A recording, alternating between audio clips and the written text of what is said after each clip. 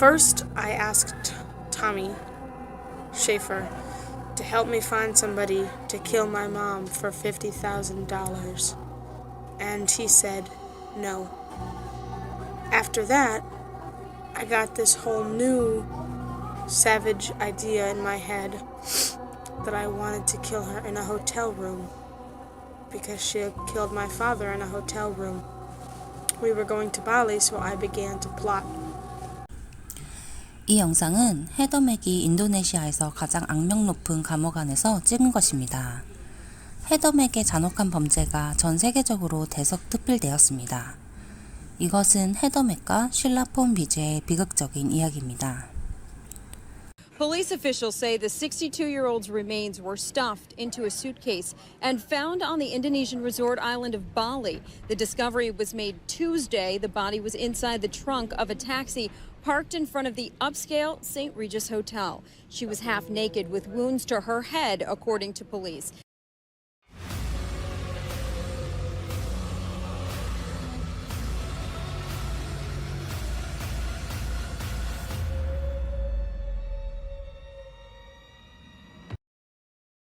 (2014년 8월 11일) 19살의 헤더는 어머니 실라와 함께 인도네시아 발리로 휴가를 떠났습니다. 딸 헤더와 사이가 안 좋았던 실라는 이번 여행으로 인해 둘의 관계가 나아지길 바랬죠. 그녀는 이 여행을 위해 돈도 모으고 딸이 좋아할 만한 여정으로 계획도 짜놓는 등 한껏 들떠 있었습니다. 이른 아침에 실라와 헤더는 발리에 있는 시엔트 레지스 호텔에 체크인했습니다. 그때 실라는 자신의 이름으로 2개의 방이 예약되어 있다는 것을 알게 되었어요. 헤더가 그녀의 남자친구 토미의 항공권과 호텔방을 실라의 카드로 결제한 것이었죠. 화가 난 실라는 그대로 호텔을 뛰쳐나가 다음날까지 돌아오지 않았습니다. 토미 셰퍼는 호텔에 도착해서 헤더가 예약해준 방으로 갔습니다. 그날 밤 이 커플은 그들의 끔찍한 계획을 실행했습니다. 헤더는 실라에게 수면제를 먹인 후 토미에게 문자를 보냈죠. 헤더는 왜 그녀의 어머니를 이렇게 잔인한 방법으로 죽인 걸까요? 그녀에 대해 알아보겠습니다. 헤더 맥은 1995년 시카고에서 유명한 재즈 음악 작곡가 제임스 엘 맥과 그의 아내 쉴라 사이에서 태어났습니다. 헤더는 늦둥이 외동딸로 부모의 사랑과 관심을 듬뿍 받으며 자랐습니다. 이 가족은 시카고에서도 상류층으로 경제적 여유가 있었기 때문에 헤더는 모든 안락한 삶을 누릴 수 있었습니다. 그래서였을까요? 원하기만 하면 뭐든 다 가질 수 있었던 그녀는 아무리 비싸고 값진 선물이라도 시시하기만 했죠. 제임스는 여행을 좋아하는 사랑 많은 아버지였습니다. 2001년 헤더가 불과 6살일 때 가족들은 로얄 캐리비안 지중해 크루즈 여행을 떠났습니다. 그때 제임스는 수영을 하다가 발을 베었는데 크루즈에 의료팀이 배치되어 있었음에도 불구하고 적절한 치료를 받지 못해 부상이 더 심해졌고 결국 부분적으로 마비가 되었습니다. 제임스는 크루즈 회사를 상대로 소송을 제기했죠. 이 소송은 10년 동안이나 이어졌습니다. 그 후 그는 대장암에 걸려 힘든 하루하루를 보내면서도 여전히 여행을 즐겼습니다. 그가 77세였던 2006년, 그는 그의 아내 실라와 그리스 아테네로 휴가를 떠났습니다. 그때 실라는 아픈 제임스를 호텔방에 혼자 두고 여행을 즐겼고, 제임스는 홀로 호텔방에서 폐색전증으로 세상을 떠났습니다. 당시 10살이었던 어린 헤더는 아버지의 임종을 지키지 못한 죄책감과 아버지를 혼자 돌아가시게 했던 엄마를 원망하며 힘든 시간을 보냈어요. 제임스는 그가 사망하기 5일 전 유언장을 작성했는데 수백만 달러의 전 재산을 딸 헤더에게 물려준다는 내용이었습니다. 또한 그의 사망 후 마침내 로열 캐리비안 크루즈 컴퍼니를 상대로 제기한 소송에서 승소해 150만 달러를 받게 되었는데 이것 또한 그의 유언장에 따르면 딸 헤더에게 돌아갈 예정이었지만 판사는 50만 달러를 아내인 쉴라에게 나누어 주라고 판결했습니다. 그 후 두 모녀의 사이는 점점 더 껄끄러워졌습니다. 중학생이 된 백만장자 상속녀 헤더는 나쁜 친구들과 어울리며 학교 수업을 빠지기 시작했고 도둑질을 하거나 밤에 몰래 밖으로 나가는 등 가능한 모든 방법으로 어머니의 뜻을 무시했습니다. 그들이 싸울 때마다 헤더는 어머니의 신용카드를 사용하여 호화로운 호텔에 묵고 어머니의 돈을 훔치는 등 사춘기가 온 반항적인 10대의 모습 이상으로 행동하곤 했어요. 쉴라는 그녀의 친구들에게 헤더가 신체적으로 자신을 학대한다고 털어놨고, 그녀의 딸이 자랄수록 학대가 점점 더 심해져 이제는 감당할 수 없다고 말했어요. 물고 때리고 주먹으로 얼굴이며 몸을 폭행하기도 했죠.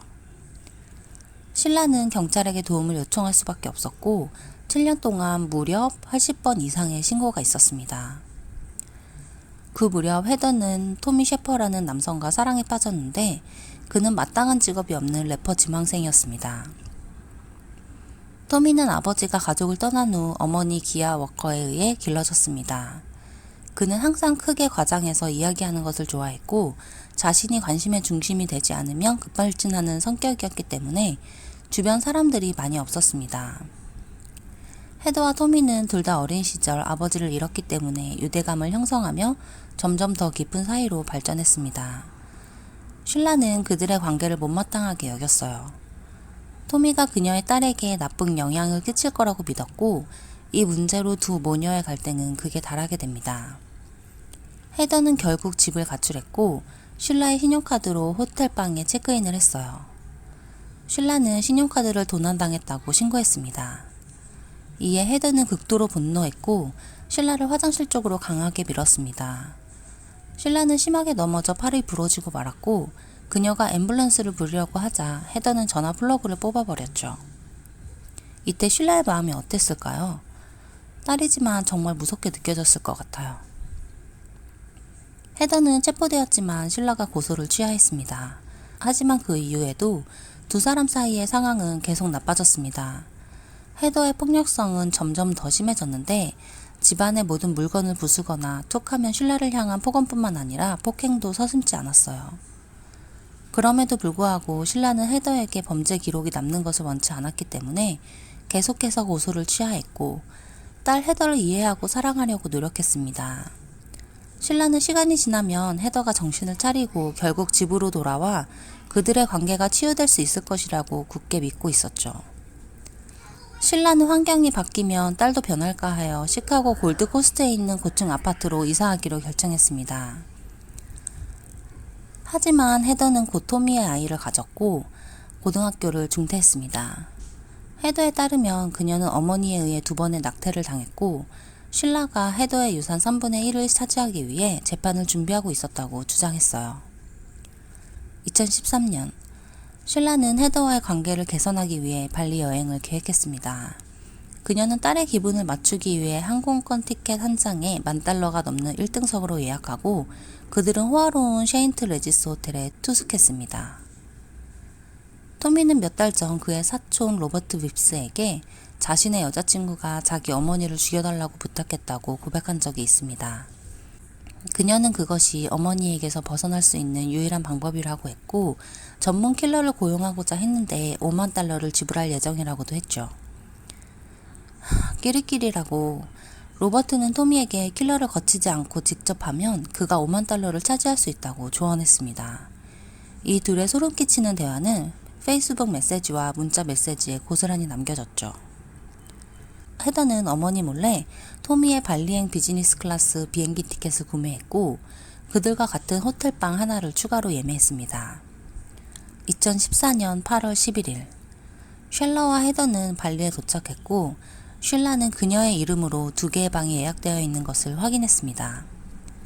호텔 직원은 토미의 여권 복사본을 보여줬고 이에 화가 난 쉴라는 모두가 보는 앞에서 언쟁을 벌이죠. 헤더는 토미가 공부하기 위해 호텔룸을 예약했다고 변명하지만 말도 안 되는 소리죠.